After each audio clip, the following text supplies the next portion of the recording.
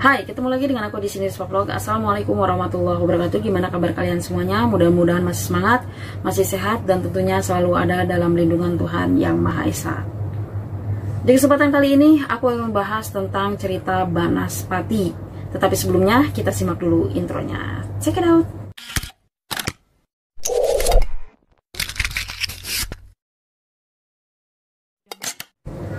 Sebenarnya ya, niat aku tuh kalau misalnya aku lagi bikin cerita-cerita yang mistis atau konten-konten yang mistis, aku tuh pengennya backgroundnya itu yang pokoknya agak serem lah kayak gitu. Tetapi anyway, nggak apa-apa lah kayak begini juga, karena this is my studio. Kamarku adalah studioku. Nggak usah panjang lebar, kita langsung aja ke Banaspati.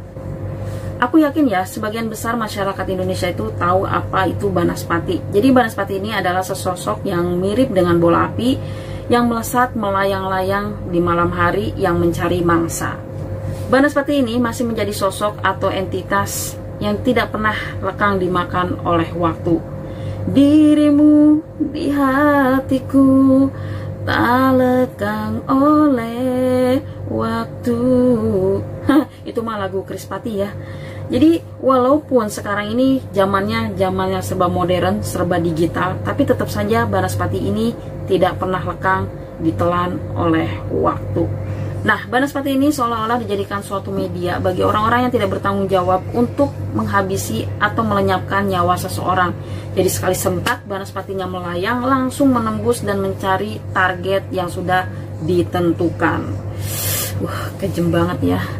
Tetapi Banaspati ini masih menjadi sebuah polemik. Polemik itu jadi kayak pembicaraan ya bagi orang-orang yang gemar di dunia klinik. Jadi dunia klinik itu seperti dunia nggak nyata, dunia goib lah kayak gitu ya, dan spiritual. Pasalnya ini masih rancu ya. Rancunya itu apakah Banaspati ini termasuk golongan jin atau setan, ataupun ilmu hitam yang bisa digunakan kapan saja.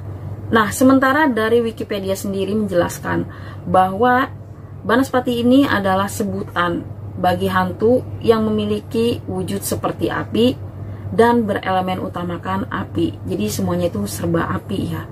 Serem ya. Nah, di mana sosoknya ini bisa mengambil bentuk seperti bola api ataupun pusaran api. Jadi sekali lagi semuanya serba api. Serem banget.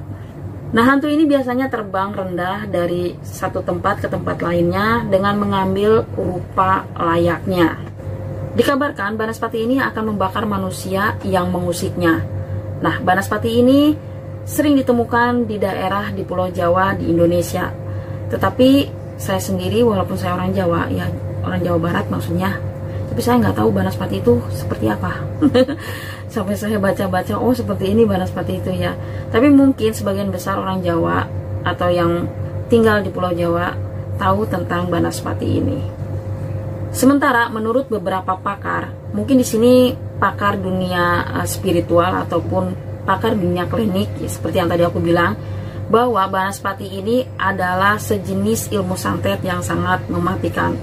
Bahkan konon katanya menurut cerita masyarakat yang beredar bahwa Banaspati ini adalah santet yang sangat mematikan dan menakutkan. Nah, konon katanya orang-orang yang kena santet Banaspati ini bisa mati atau tewas seketika. Dan kata ceritanya juga bahwa santet Banaspati ini sangat sulit untuk digagalkan. Jadi karena sangat sulitnya, katanya orang yang bisa bertahan dari santet Banaspati ini adalah orang-orang yang memiliki ilmu santet Banaspati juga. Nah, media yang diyakini untuk membuat santet Banaspati itu adalah telur ayam kampung yang baru crot aja dari induknya. Jadi misalnya kalau ada induk ayam kampung yang lagi mau bertelur, nah pas crot, nah itu telur pertamanya itu katanya media yang diyakini bisa membuat santet Banaspati. Nah, si telurnya itu otomatis dimantra-mantrain dulu, dibaca-bacain dulu, dan disebutkan orang yang akan ditujunya. Nah, setelah itu katanya diadakan ritual di atas bara api, di mana si telurnya itu sampai bisa pecah dan mengeluarkan bara api yang membara. Nah, si bara api inilah yang secara otomatis akan langsung terbang melayang menuju sasaran yang sudah ditentukan. seram dan kejam. Ini benar-benar kejam. Jadi benar namanya ilmu santet itu sangat mengerikan ya. Jadi buat siapapun, kalau kalian sakit hati dengan siapapun, jangan gunakan santet. Nah, banaspati ini dibagi menjadi 2 bagian. Yang pertama ada banaspati geni. Nah, banaspati geni ini adalah banaspati yang bersenyawa dengan udara. Maka udaralah yang menjadi sumber utama kekuatannya. Sumber utama kekuatan banaspati geni ini adalah rasa takut. Jadi semakin besar rasa takut seseorang, maka semakin besar pula kekuatan yang akan dimiliki oleh banaspati geni ini. Jenis banaspati ini mengambil insan mangsanya itu melalui udara untuk membuatnya itu lebih kuat dan membara. Yang kedua ada banaspati tanah liat.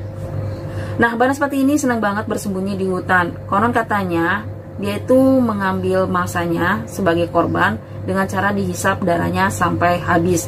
Jadi kayak semacam Dracula kayak gitu ya, dihisap darahnya sampai habis. Korban yang diincar adalah orang-orang yang tidak menampakkan tubuhnya dengan tanah.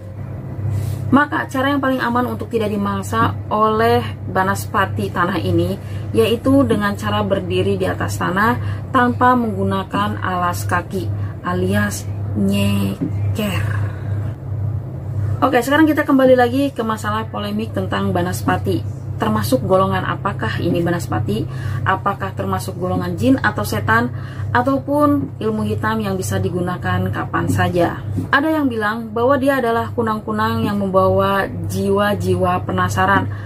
Ataupun dia yang berasal dari kuku-kuku orang mati. Tetapi semua itu masih merupakan selentingan kabar dan mitos yang beredar di masyarakat. Jadi untuk kebenarannya masih diperlukan pembuktian yang lebih lanjut. Nah, menurut kalian sendiri, apakah banaspati itu? Termasuk golongan apakah banaspati itu? Apakah golongan jin atau setan? Ataupun ilmu hitam yang bisa digunakan kapan saja? Ataupun itu adalah kunang-kunang pembawa jiwa-jiwa penasaran? Ataupun yang terbuat dari kuku-kuku orang mati? Jadi silakan kalian share jawaban kalian di kolom komentar. Nah, mungkin itu saja sedikit penjelasan atau cerita tentang banaspati. Apabila ada kesalahan dan banyak kekurangan ketika saya menjelaskan tentang banaspati atau bercerita tentang banaspati ini, kalian bisa menambahkannya di kolom komentar. Kita sama-sama berdiskusi, kita sama-sama belajar. Dari aku terima kasih. Wassalamualaikum warahmatullahi wabarakatuh. Sampai ketemu lagi di video aku berikutnya. Wassalam dan tetap jaga kesehatan. Bye-bye.